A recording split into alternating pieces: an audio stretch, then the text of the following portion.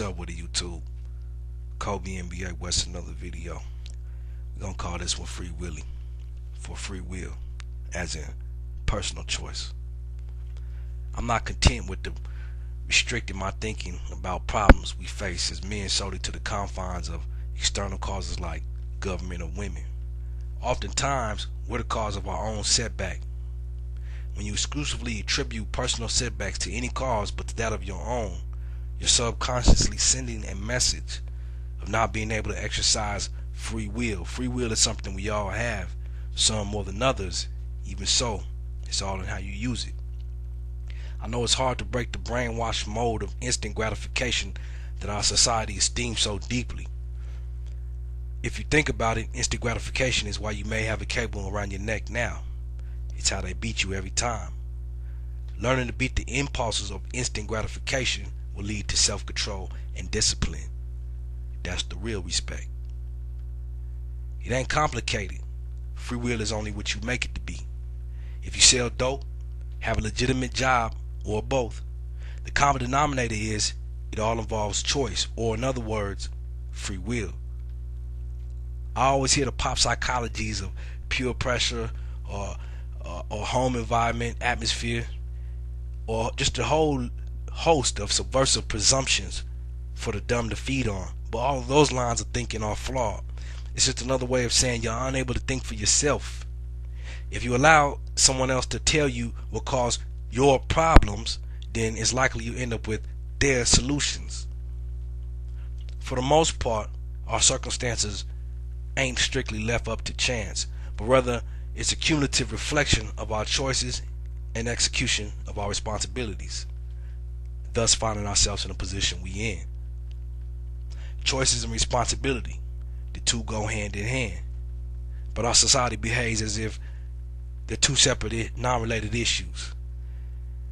If you make the choice of getting a busted baby or a twerk girl pregnant instead of seeking out a bona fide lady with pride and integrity, then that's on you. Now your responsibility is to man up and ride it out. You can't have it both ways. That's what the feminists tell the women they can do, when y'all know that ain't the case. You can't complain about hood rats and hoes and such if you still out here getting them fat. And making a woman fat just means getting her pregnant. If you didn't know that, you probably a real square, man. But as a man, you should already know choice and responsibility aren't sold separately. The two are indicative of each other, as cause is to effect. I can't be one-sided with someone who continues to create their own problems by their own choices and then make videos crying about the responsibility of those choices. We have to train ourselves. You have to train yourself to recognize the Trojan horse of instant gratification and always be vigilant of those who advocate its necessity. Instant gratification is a waste of free will because it's designed to keep you ignorant and prevent you from growing mentally by way of normal procedure. If something is simply given to you, then you'll never understand the potential of its full value. So if you're steadily making the same choices in women, even after hearing all the videos from all the brothers on YouTube, then that should tell you something. If you use your free will to go after trashy women, then you must be low value as well. Getting a pretty girl who's easy in the bed, that shouldn't be viewed as no sort of accomplishment. That's like putting fresh paint and rims on a bucket. You really ain't impressing nobody. Instant gratification suppression involves foregoing hood rats and twerk girls and busted babies so that you can be able to make yourself available for more qualified women who are harder to get with. However, if hood rats is what you fancy, then accept the responsibility accordingly with no hassle. Me personally, I can't ever see myself putting up with no loudmouth, no self-respect dressing, unattractive attitude having hood rat just for the potential reward of her sex. Nah, I'm good on it, homie. What about the hood rats with college degrees? The same goes for y'all cats who prey on the alcoholic club rats all claim they have college degrees, but they're at the club every weekend. Now, these brothers be waiting for these chicks to stumble out the club because they drunk every time, and then try to reroute them into a one-night stand before she make it to her car. Again, you got another brother squandering free will on low-caliber women, but not wanting to deal with the responsibility of his choice. Accepting those type of women makes me think of manginas, though. If you getting with a hood rat, you probably a mangina anyways. Now I don't understand how you borderline mangina types can live with yourself after bowing down a hood rats for so long.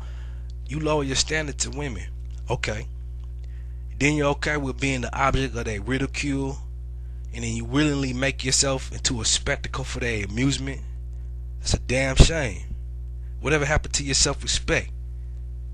You think you're being a gentleman or a ladies' man by allowing women to walk all over you in hopes of gaining their approval?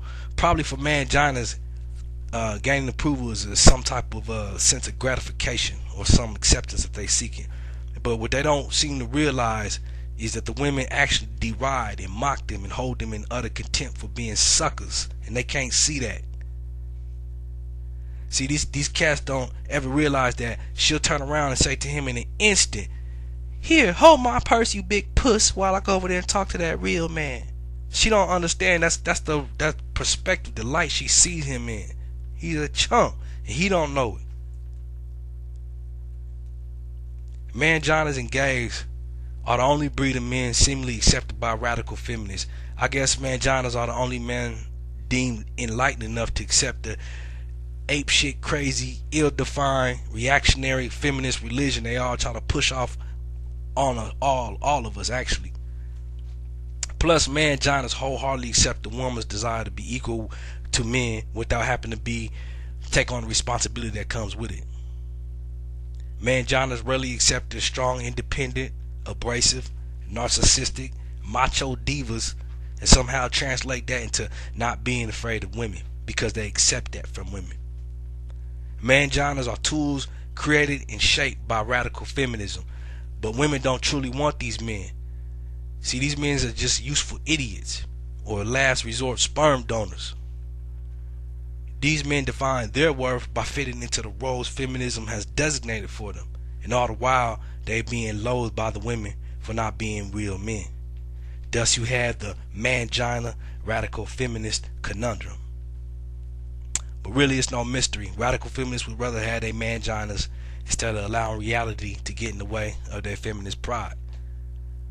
Although they may publicly espouse ideas of equality, actually women don't want a man equal in status. They want one who's higher.